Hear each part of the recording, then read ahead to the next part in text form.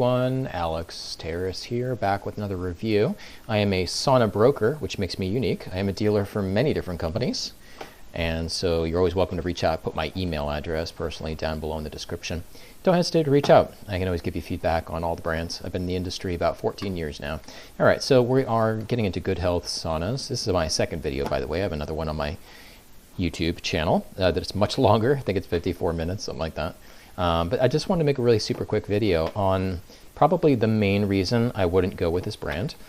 So if you're looking for an infrared sauna, take a look at these models right here. We can click on any of them. So I'm going to show you something that only two other companies in the industry do. That is really kind of like a major drawback. Drawback meaning I would not pursue this particular model for this reason. So I guess you can see it clearly enough from here. So note, you see those, normally you have your carbon emitters that produce the infrared that's on the walls, correct? All right, now what do you see in front of those carbon emitters or on top of those carbon emitters? You see all those wooden slats there? Let's get another view here. You see those wooden slats there like that? Now, Rocky Mountain Saunas and I think Coastal might have one. I just can't remember the other brand off the top of my head. Also do the same kind of design like this. Now aesthetically, I think it's really cool. Like I like it aesthetically. Functionally, when it comes to therapeutic efficacy, this is a no bueno. Definitely not desirable. Now why? Because you're getting in an infrared sauna because you want the benefits and the effects of infrared radiation, obviously, right? So if the carbon emitters are what is producing the infrared, infrared does not pass through those rays, they're light, those rays do not pass through wood very well. It should obstruct probably almost all of it, right? So if you, now think about if there were no wooden slats here for a second, okay? Think about the total square inches of whatever that is, okay? And there's plenty of other carbon saunas you can look at on the market to see what I'm talking about. So when you cover up that much, without doing the math on it, I mean, just visually, I think we could all agree upon, it's probably 50% at least, right, of the carbon emitters are being covered up by wood slats. It's possible it could be more, right? It could be more. But the point is, everywhere you see that little thin strip of black, that's where you'll actually get some infrared radiation. Where you have the wood, actually I just got a great video idea. So there was another video I did on radiant health saunas. You can find there in Canada. Import from China, just like this company. But basically, you could do an infrared thermal imaging. I might do a video and show you where you can actually see where the wooden slats are. You know, there's no infrared. It's like a lower temperature because there's no infrared actually coming from or through the wooden slats. So you can do infrared thermal imaging camera. And I did do that with a Radiant Health sauna at one point years ago. Anyway, so that's the main reason is you just want to obviously do as little as possible to obstruct. You do not want to obstruct the infrared rays coming into your body. So that is the main reason why you wouldn't want to choose this model. Or again, there's a couple other models out there that do the same kind of design. Aesthetically, it's nice. I think it's really nice looking. But, you know, as far as that goes, yeah. So, yeah, that was it for now. If you have any questions, here's just another view, by the way. And, you know, since I have your attention, you know, I would just tell you one other thing here before I go. So if you look at this top little image in here, and you look at that emitter there and that emitter there. So those types of emitters behind the steel grating, those are let me just, okay, so they describe that as a full spectrum infrared. So they talk about mid-infrared and near-infrared. You can't see it quite well from this photo, okay, right here. But basically, right in here, that's normally where some companies, and there's just a few other companies that do this as well, where they put like a high, we just refer to them as like a high wattage heater that usually uses like a tube incoulé rod or other type of filament. It can be similar to like a tungsten sort of filament that's long. It's like a long, so either you'll find you'll either find like a tube in couloir rod is what they call it again, which is a little bit different. Sometimes they'll have like sand or quartz inside of ceramic tube. But either way, the most important thing for me to tell you right now is that high watt heater, okay, where it's positioned right there. For something like that, that does get super hot. So the surface temp of that filament or rod gets very, very hot, much hotter than the carbon emitters here, okay? So there's a correlation between the watt density and that surface temp and the type of infrared rays, like the predominant infrared rays or wavelengths that are produced. So those types of higher wattage heaters, which it's very confusing. Clearlight was actually the first person to confuse everybody, their first company, when they started to refer to those types of high watt heaters as full spectrum. It's confusing, and I talk about this in the other couple videos that I have on my channel. But mainly when you look at the wavelength distribution chart, or which is like basically a factory test or a third party that analyzes the actual production or wavelength distribution of these. And you also can get those from the actual manufacturers that make those types of heaters. When you actually look at them, all that wattage, and again, they're high watt, hundreds of watts, all that wattage converts to infrared, right? And then you can see how much of that energy, like where is it on that range of infrared of near to mid to far, all right? So short, mid, and long wave. Okay, that's what that's talking to. That's also correlated to micron range. If you ever see those terms, they refer to the measurement of the wavelengths in microns, like the actual measurement of each wavelength. Okay, so if you see that, that's what they're talking about. But anyways, these types of heaters, again, they'll put out more of that energy in the near and the mid. Now, technically, if you go to the factories that produce these, the manufacturers, and you look at the studies, okay, these are generally these types of high watt heaters, and again, a few other companies in the infrared sauna industry use them. The near and mid that they produce, the body basically doesn't absorb and convert those wavelengths very well. It's very minimal. So when you see the term, some companies talk about peak wavelengths. Ideally, you want the peak wavelengths of the production of emitters to basically match up with the water in your body or in your cells, the water, and also sometimes the red blood cells. You want it to match up or be in resonance with certain structures in your body like that. And if it's receptive to it, you'll absorb more of those particular wavelengths. Does that make sense? And so we refer to, okay, these tissues in your body that are the most absorbable to those wavelengths, those are known as peak wavelengths when you're analyzing that entire curve of wavelengths that are being produced, infrared wavelengths, by some kind of emitter. Okay, so you want that. So peak wavelengths is good. You want the emitter to match up as closely as possible with the peak wavelengths of absorption of certain tissues in your body. The body has also adapted to reject, let's just keep it simple, to reject or not absorb well certain portions of the infrared spectrum because it might be damaging, for example, okay, to the body. So mainly what these high watt heaters produce, they're not so optimal. You'll absorb some of it's useful, but a lot of it is not.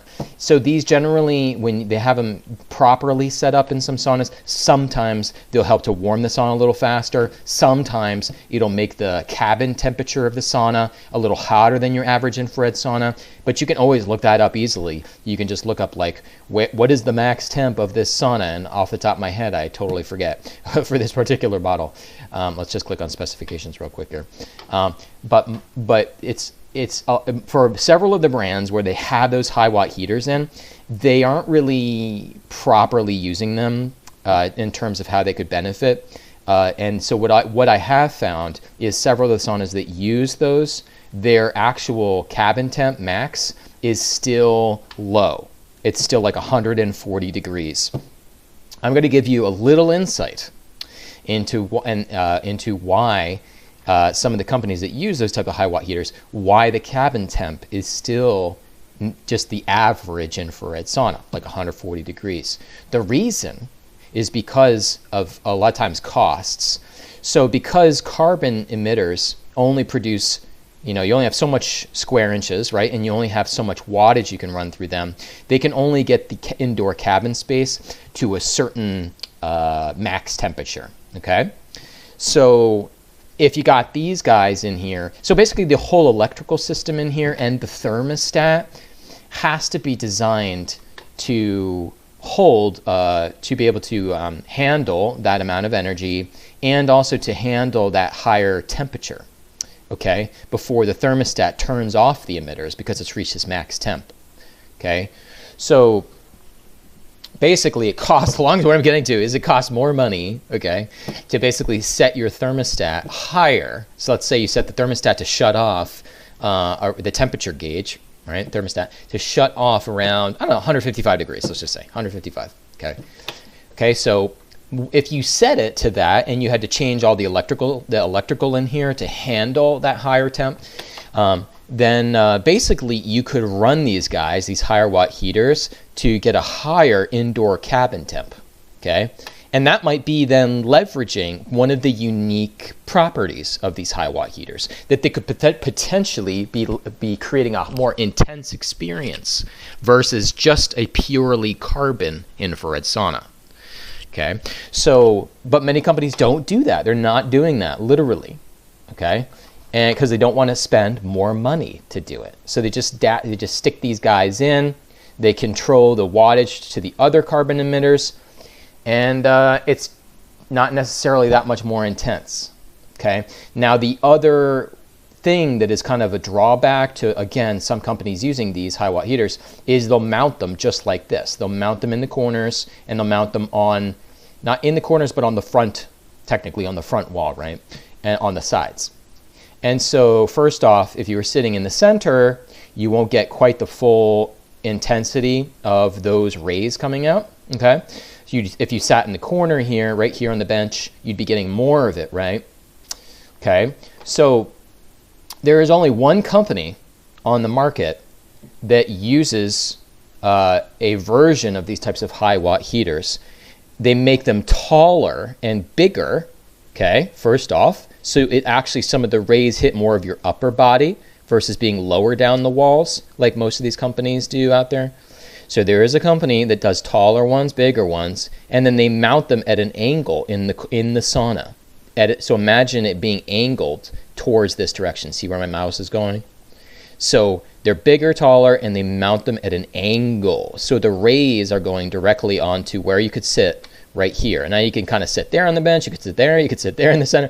Either way, you're getting a lot of those rays then there. And then that company, the other company, then allows you to independently turn on and off those high watt heaters, which is a nice function. And that one gets to 165 degrees, which is more costly to produce something like that.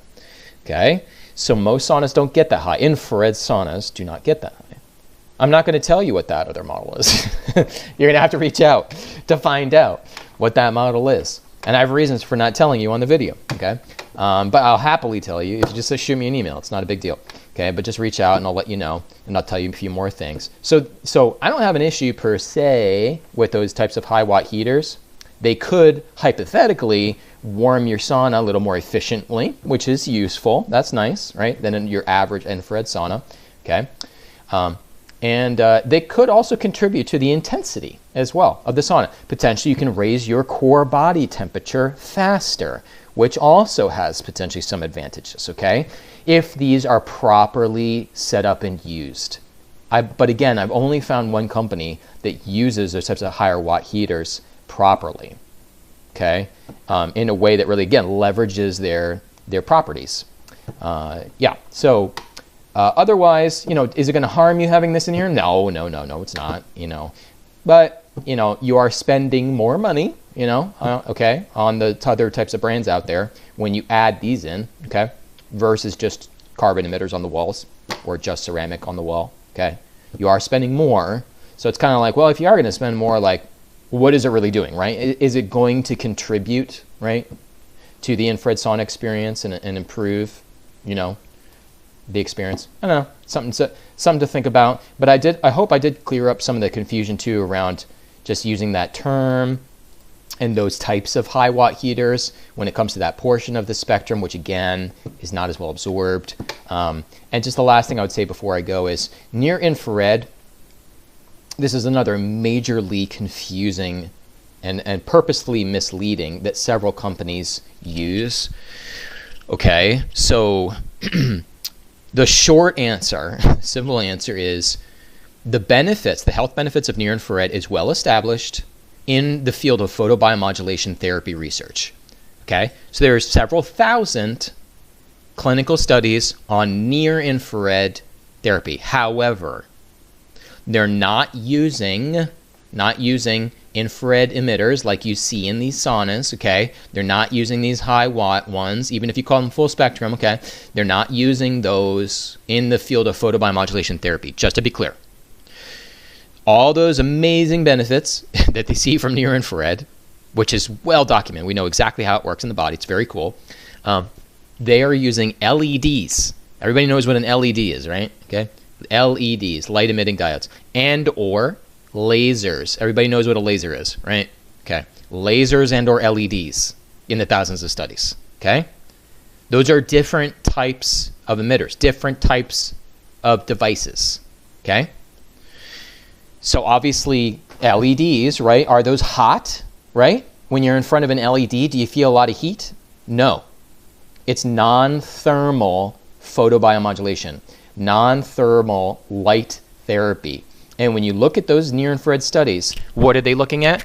They're evaluating, they're saying, hey, you'll get these health benefits, these specific ones, and these metabolic functions, you will get those, but with this specific wavelength, like 980 nanometers, okay, or 810 nanometers, or 850 nanometers, okay, or 940 nanometers. I'm basically naming all the ones that are most commonly studied, okay, and there's thousands of studies. So they're evaluating specific wavelengths produced by LEDs and lasers, okay, not what you find, okay, from these other types of heaters, okay.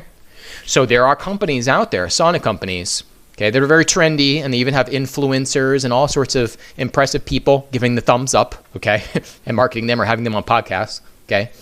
And they'll say, oh, you know, when you use our sauna, you're going to get all these benefits. And it's like, wait a minute. You mean the benefits from LEDs and lasers? Well, that's misleading, isn't it? Okay. And they can't back up their claims. There's only a couple companies in the sauna industry that are using LEDs in their sauna. But just because you have LEDs in your sauna, you still can make mistakes, okay? So depending on how you set up those LEDs in the sauna will also affect if you're going to get benefits. So I'm not going to name the company names, but I will by email. But there are just a couple companies that put their LEDs right on the front glass, just like this. So you see where those high watt heaters are? There's a couple upgrades that a couple companies have where you put the LEDs on the front glass like this, and then you sit on the bench. That is improperly done. That is not according to the research and the studies. That is not how you get the health benefits from LEDs, okay? It's bottom line is it's too far from the body. The body's here, and this is too far away. LEDs have to be administered directly on top of the skin, on top of the body, or within an inch.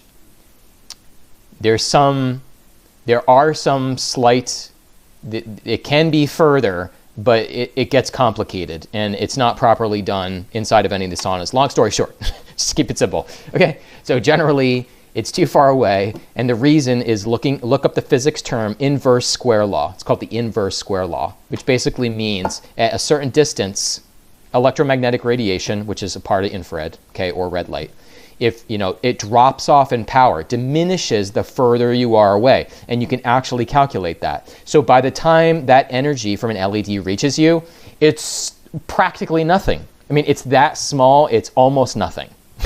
That's actually reaching your chest or your torso, okay? And you can actually make calculations on this. It's not just like me randomly saying this. This has all been calculated. All this stuff has already been measured, okay?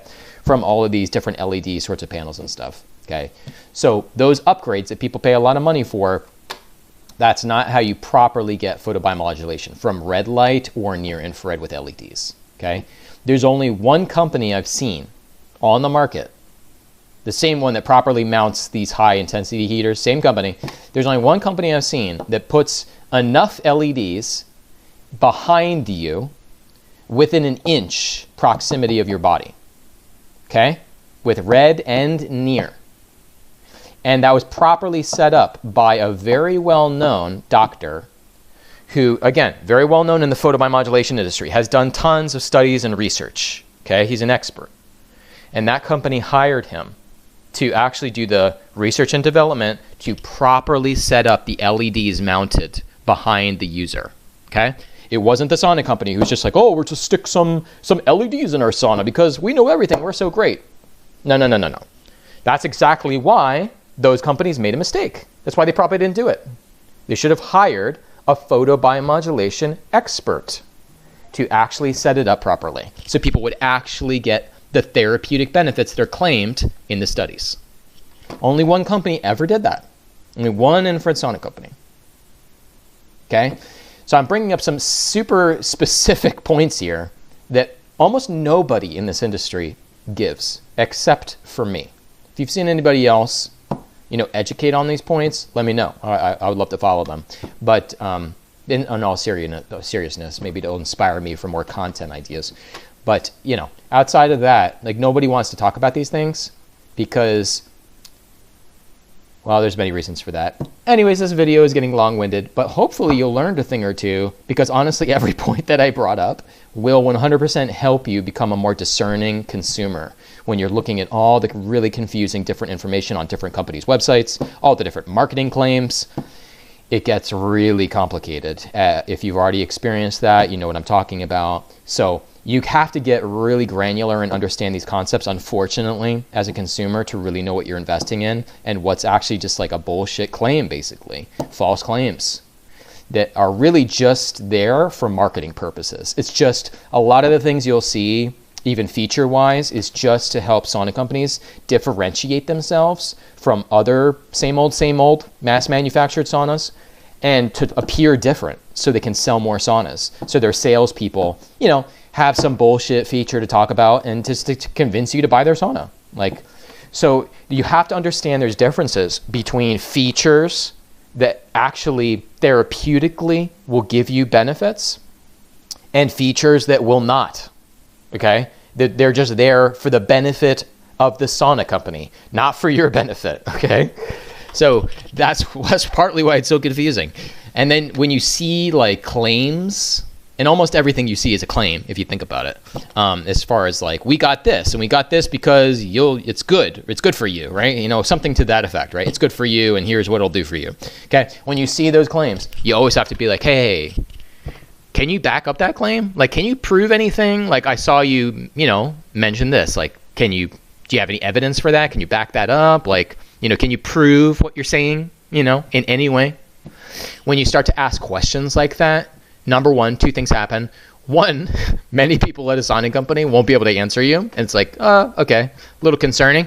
Nobody has an answer. Okay, got it. Or number two, they will try to answer you, but they won't really give you a satisfactory answer. And it's just kind of like, And if you do a follow-up question to the answer they gave you, you'll see how quickly there's really nothing there at all. It's just kind of like, it's not really an answer. It's not really an explanation. It's just to kind of like get you to hopefully stop asking questions so then they could just kind of get on to trying to sell you the sauna. You know what I mean?